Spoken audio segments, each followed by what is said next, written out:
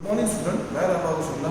आज आप लोग क्लास 12 में आप लोग अगला topic lesson 5 Python introductory level पे इस चैप्टर में बताया जाएगा। प्रोग्रामिंग कैसे करते हैं, कैसे हम लोग थिंक करते हैं, सारी चीज़ें इसके बारे में बताया जाएगा। देखिए, पाइथन सबसे पहले हम लोग समझ लें, पाइथन ये प्रोग्रामिंग लैंग्वेज है जो आपके 11 12 दोनों क्लास में पढ़ाया जाएगा। ठीक है, ये बहुत ही एडवांस वर्जन प्रोग्रामिंग लैंग्वेज है, इजी टू यूज है। और आप लोग एक चीज़ ये बताएं कि इस समय पे पाइथन जो है नए जितने भी कॉलेजेस हैं या जितने भी कॉलेज बीटेक वगैरह इंजीनियरिंग वगैरह में भी अभी इस बैच से पढ़ाना शुरू किया गया। यानी क्या लिख सकते हैं कि अगर हम पाइथन जानते हैं तो हमें आने वाले दिनों में अगर किसी भी टॉपिक से इंजीनियरिंग या बीटेक वगैरह करते हैं तो हमें कोई दिक्कत नहीं आनी है। यहाँ पे देखिए कि पाइथन को के जो इन्वेंटर है, पाइथन जो बनाए हैं, यूडो वैन रोसम ने 1991 में बनाया। यूडो वैन रोसम 1991 में इंट्रोड्यूस किया। ये बड़ा ये जो लैंग्वेज थी रिप्लेस करके आई एबीसी और मॉड्यूला। एबीसी और मॉड्यूला नाम की जो लैंग्वेज थी, इन दोनों का रिप्लेसमेंट थी। इन दोनों को रिप्लेस करके पाइथन नाम का लैंग्वेज इंट्रोड्यूस किया गया। अब हम लोग यहाँ पे एक चीज़ अक्सर ये देखते हैं कि पाइथन है क्या। पाइथन का मतलब बड़ा सा जानवर, अजगर, एक प्रजाति का नाम है। लेकिन यहाँ पे पाइथन नाम जो रखा गया, बीबीसी पे एक बहुत ही फेमस कॉमेडी शो था जिसका नाम था Monty Python flying circus. Monty Python flying circus, उसी के बेस पे रह के उन्होंने इस लैंग्वेज का नाम, बीबीसी चैनल है उस पर एक कॉमेडी शो आता था, उसमें उसका नाम था मॉन्टी पाइथन फ्लाइंग सर्कस नाम से वो सीरियल था। उस कॉमेडी शो के नाम से इन्होंने अपने लैंग्वेज का नाम रखा पाइथन। अब देखिए, यहाँ इस चैप्टर में हम लोग आगे बढ़ने के पहले, पाइथन के बारे में आगे इम्प्रूव करने के पहले, हम लोग अब यहाँ पे ये देखेंगे कंप्यूटेशनल प्रोग्रामिंग कैसे हम लोग करते हैं और कंप्यूटेशनल प्रोग्रामिंग करने के लिए हमें क्या क्या चीज़ें करनी होती है देखेंगे। देखिए, हम लोग अगला टॉपिक देखने चल रहे हैं कंप्यूटेशनल थिंकिंग। कंप्यूटेशनल थिंकिंग होती क्या है, इसके बारे में थोड़ा सा हम लोग ऐसे देखेंगे कि हम अपने टास्क को कंप्यूटर से कैसे करवाएंगे। अब हम ऐसा कुछ कोड लिखें जो जिसका एग्जीक्यूशन होने पे किसी भी एप्लीकेशन या प्रॉब्लम को सॉल्व करे। कंप्यूटेशनल थिंकिंग को हम लोग अगर रियल लाइफ में ऐसे देखें कि हमारे पास इतना अच्छा, जैसे कि इतने मैनेजर की सबसे बड़ी क्वालिटी ये होती है कि इतने लोगों से काम लेना है, उनकी क्वालिटी के हिसाब से सभी लोगों से अच्छे से काम लेना। तो उसी तरह से कंप्यूटेशनल थिंकिंग में यहाँ पे क्या है कि हम कैसे अपने टास्क को कंप्यूटर कैसे करता है इसको अच्छी तरह से समझें और उससे अपना टास्क फुलफिल करवाएं। अब कंप्यूटेशनल थिंकिंग में सबसे पहले आपका आता है डीकम्पोजिशन। देखिए, डीकम्पोजिशन कहने का मतलब अपने प्रोग्राम को, अपनी आवश्यकता को अलग अलग भागों में ब्रेकआउट करना, छोटे छोटे भागों में हमें डिवाइड करना और उसको अकॉर्डिंग टू रिक्वायरमेंट कन्वर्ट करके कोड को लिखना। डीकम्पोजिशन, प्रोग्राम को अलग अलग पार्ट्स में डिवाइड करना अपनी आवश्यकता के अनुसार पे, इससे हम लोग कहते हैं डीकम्पोजिशन। नेक्स्ट है पैटर्न रिकॉग्निशन। पैटर्न रिकॉग्निशन कहने का मतलब जैसे हमें रिजल्ट मिल रहा है, और रिजल्ट जिस लेवल पे मिल रहा है, हमें जिस लेवल का रिजल्ट चाहिए, हमें जिस पैटर्न का रिजल्ट चाहिए, उस लेवल पे हम लोग प्रोग्राम को राइट करते हैं। ऐसा नहीं है कि जैसे किसी ने कोई क्वेश्चन पूछा, आपने बोला यस, लेकिन अगले ने क्वेश्चन जो पूछा है वो ये सोच के पूछ रहा है कि आप उसका आंसर देंगे पूरा, यस और नो में नहीं देंगे। तो उसी तरह से पैटर्न रिकॉग्निशन में क्या होगा कि आप अपने प्रोग्राम जो कोड लिख रहे हैं वो दूसरे जो प्रोग्राम बनाने आए हैं आपसे, उनकी प्रॉब्लम को सॉल्व कर रहा है या नहीं। नेक्स्ट आता है एब्स्ट्रैक्शन। देखिए, यहाँ पे हम लोग ये कहते हैं कि हम लोग जब भी कोई कोड लिखते हैं, जब भी प्रोग्राम लिखते हैं, तो वो एब्स्ट्रैक्टेड होता है। एब्स्ट्रैक्शन कहने का मतलब यहाँ पे ये है आधारित होना। एक छोटा सा एग्जांपल अगर हम लोग मैथ का दें तो हम लोग कहते हैं किसी बच्चे को 2 से 10 तक टेबल आता है, 2 to 10 टेबल आती है, लेकिन अगर उसको आगे फ्यूचर में स्क्वायर या डिवीजन आता है तो वो क्वेश्चन भी कहीं ना कहीं एब्स्ट्रैक्टेड होता है आपके टेबल से, ठीक है, आपके टेबल से वो रिलेटेड होता है और आप टेबल से लेके उसे इजीली कन्वर्ट करके सॉल्व कर लेते हो। इसे हम लोग कहते हैं एब्स्ट्रैक्शन। फिर उसके बाद हम लोग कहते हैं एल्गोरिथम। एल्गोरिथम कहने का मतलब किसी भी प्रोग्रामिंग, किसी भी प्रॉब्लम को इजी वे में रिप्रेजेंट करना, आसानी से इसको लिखना, आसानी से समझ में आने वाली लैंग्वेज में लिखना। क्योंकि देखिए पाइथन सबको नहीं आती है, पाइथन आप पढ़ रहे हो, हम पढ़ा रहे हैं, या कुछ टेक्निकल जो यूजर होंगे उनको आती होगी, लेकिन यहाँ पे क्या है, एल्गोरिथम क्या होता है कि हम अपनी प्रॉब्लम को, अपने लिखे गए कोड को इजीली सबको समझाने के लिए जो एल्गोरिथम लिखते हैं, जनरल इंग्लिश में लिखते हैं, उसे हम लोग कहते हैं एल्गोरिथम, ठीक है। फिर उसके बाद हम लोग इसमें अगला पॉइंट देखेंगे। देखिए यहाँ पे अब हम लोग अगला टॉपिक देखने जा रहे हैं, पाइथन प्लसेस। प्लसेस कहने का मतलब फीचर्स से है। यहाँ पे सबसे पहले हम लोग देखते हैं, इसका पहला फीचर है इजी टू यूज। हम इस प्रोग्रामिंग लैंग्वेज को पे जब हम लोग कोडिंग करने लगते हैं तो ये बड़े शॉर्ट में ही सारे स्टेटमेंट को राइट करवाता है। इसके लिए आपको ज़्यादा कोडिंग करने की ज़रूरत नहीं होती है, आप कम समय में ही बड़े बड़े कोड राइट कर देते हो, आसानी से एक्सप्रेशन राइट कर सकते हो। नेक्स्ट है एक्सप्रेसिव। एक्सप्रेसिव कहने का मतलब यहाँ पे शॉर्टेस्ट एक्सप्रेशन स्टेटमेंट भी मिलते हैं। जैसे अगर हम लोग यहाँ पे देखें कि एक एग्जांपल ऐसा देखते हैं एक्सप्रेसिव स्टेटमेंट का, a, b, c equal to 3, 2, 1। जरा ध्यान दीजिएगा, a, b, c equal to 3, 2, 1। अब यहाँ पर करस्पॉन्डिंगली ये आपका इसमें कॉपी हो जाता है, ये आपका इसमें कॉपी हो जाता है, ये आपका इसमें कॉपी हो जाता है। यानी अदर लैंग्वेज में जो चीज हम लोग 3 लाइन में लिखते थे अलग अलग, यहाँ पे एक ही लाइन में हम लोग सारी चीजें राइट कर सकते हैं, ठीक है।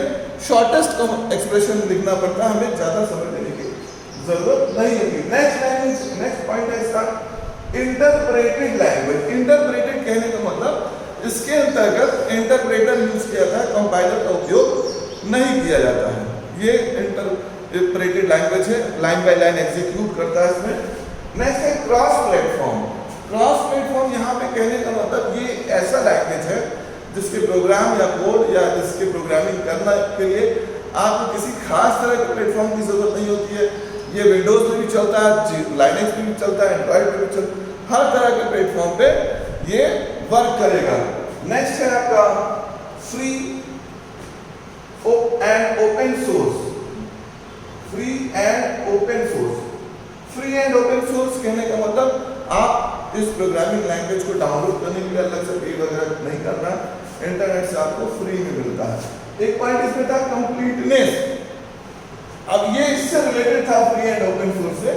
जरा ध्यान दीजिए, कंप्लीटनेस और फ्री एंड ओपन सोर्स कहने का मतलब इसकी लाइब्रेरी जब आप लोग डाउनलोड करते हो तो इसका जो मेन फंक्शन, कोड, सारी चीजें होती है एक साथ पूरा डाउनलोड होता है, आपको अलग से कुछ डाउनलोड करने की जरूरत नहीं होती है। इसके फंक्शन, इसके लाइब्रेरी, इवन 1 क्लिक पे सारी चीजें डाउनलोड हो जाती हैं आपके सिस्टम में।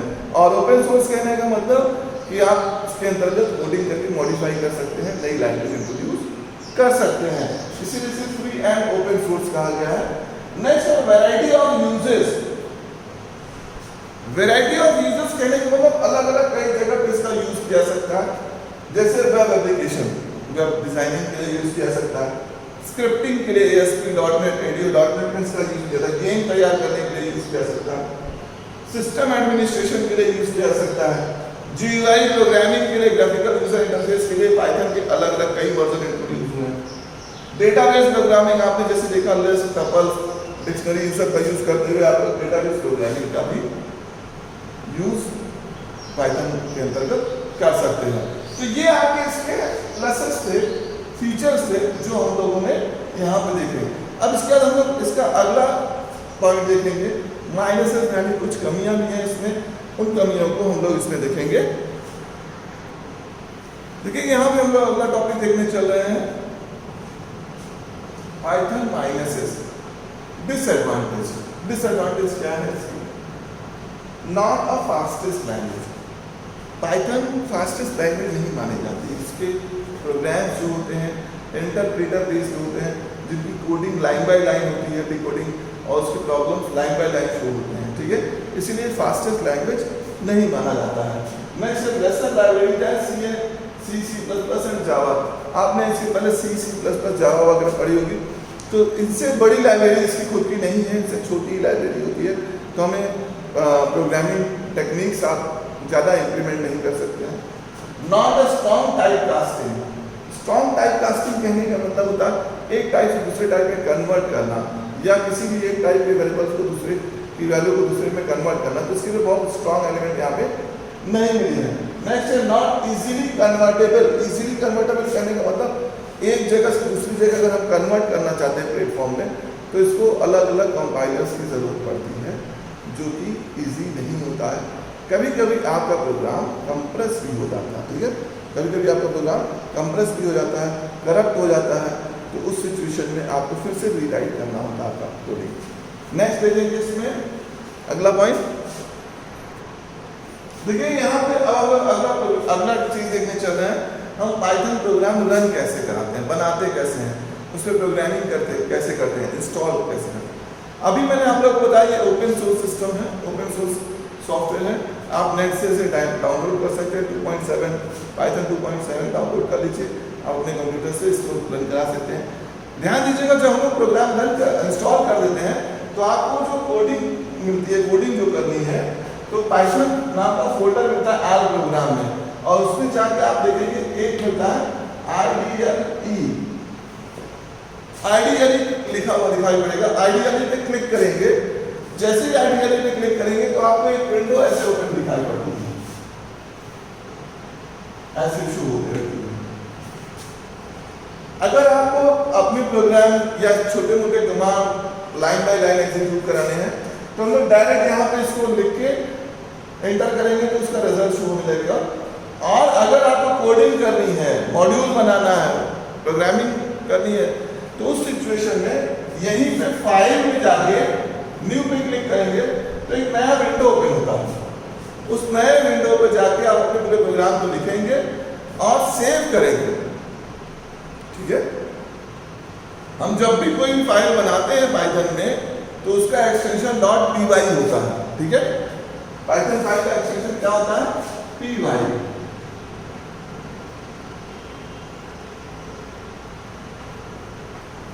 py होता है, ठीक है। हम लोग py नाम से बाय डिफॉल्ट सेव होता है। जैसे हम लोग उसको सेव कर लेते हैं, F5 प्रेस करेंगे। F5 प्रेस करेंगे तो आपका प्रोग्राम एग्जीक्यूट होना शुरू होगा। अगर कोई प्रॉब्लम होती है तो वो शो करता है, ठीक है। ये था आपका वर्किंग विद पाइथन। पाइथन पे कैसे काम करेंगे, यहाँ पे जो भी फाइल हम लोग बनाते हैं उसका एक्सटेंशन जो होता है आपका .py होता है, ठीक है। और बनाने का तरीका क्या है, पाइथन नाम की ऑल प्रोग्राम में जाके पाइथन में आईडीएल में क्लिक करेंगे, आईडीएल में फाइल में जाके न्यू पे क्लिक करेंगे तो एक विंडो नया ओपन होता है। हम लोग पूरी कोडिंग लिखेंगे जो भी हम लोगों को लिखना है, और उसके बाद उसको सेव करके F5 प्रेस करते हैं तो आपका मॉड्यूल रन करना शुरू होता है, ठीक है। इसके आगे हम लोगों का नेक्स्ट पॉइंट है। देखिए यहाँ पे मैंने आप लोगों को जो भी प्लेटफॉर्म पे काम करने के लिए बताया, पाइथन 2.7 बताया, और इसके और भी डिस्ट्रीब्यूशंस आते हैं, और भी अलग अलग वर्जन्स आते हैं। जैसे एनाकोंडा नाम से आता है, तो वो इंटरैक्टिव मोड होता है थोड़ा सा, उसमें कोडिंग वगैरह लिखते हैं तो अलग अलग कलर में शो होता है। रन कराने का और प्रोग्राम लिखने का मेथड सेम वही है कि स्क्रिप्ट मोड पे जाके फाइल मेन्यू पे फाइल सेव करते हैं, रन कराते हैं। ये अलग अलग प्लेटफॉर्म है, लेकिन मैं आप लोगों को एक राय दूंगा, सबसे पहले आप लोग बेसिक वर्जन पे काम करें, प्रोग्राम बनाना, कोड रन कराना, ये सारी चीज़ें देखें। फिर उसके बाद इसके अगले वर्जन पे जब इस पर अच्छे से काम करने लगो तो आप लोग नए वर्जन पे जाना। यहाँ पे अप्रॉक्सीमेटली आपका ये चैप्टर लेसन 5 बड़ा छोटा सा था, जो कंप्यूटेशनल थिंकिंग विद पाइथन पर, ये खत्म होने को है। तो एक बार इस चैप्टर को पूरा आप लोग रिवाइज कर लीजिएगा, और उससे रिलेटेड कोई भी प्रॉब्लम हो तो आप लोग बेहिचक पूछेंगे, ठीक है। यहाँ पे मैं आप लोगों को कुछ क्वेश्चन देने चल रहा हूँ, वो आप लोग राइट करेंगे, ठीक है। देखिए यहाँ पे आपका अगला टॉपिक मैं होमवर्क देने चल रहा हूँ। यहाँ पे आप लोगों की क्वेश्चन है, what is the computational thinking. Computational thinking क्या होती है, इस पर आपको बताना है। नेक्स्ट है what is the difference between interactive and script mode. Interactive mode और स्क्रिप्ट मोड में क्या डिफरेंस होता है? Name the basic feature of Python. Python के जो बेसिक फीचर हैं उनके बारे में आपको बताना है। इनको लेके आप लोग सबमिट करेंगे, इसके आगे हम लोग नेक्स्ट क्लास में पूछेंगे और मीट में इससे रिलेटेड कोई भी प्रॉब्लम होगी क्वेश्चंस को या टॉपिक को लेके एक बार आप लोग चैप्टर रिवाइज कर लेंगे, सारी चीज़ें मिलेंगी। ठीक है।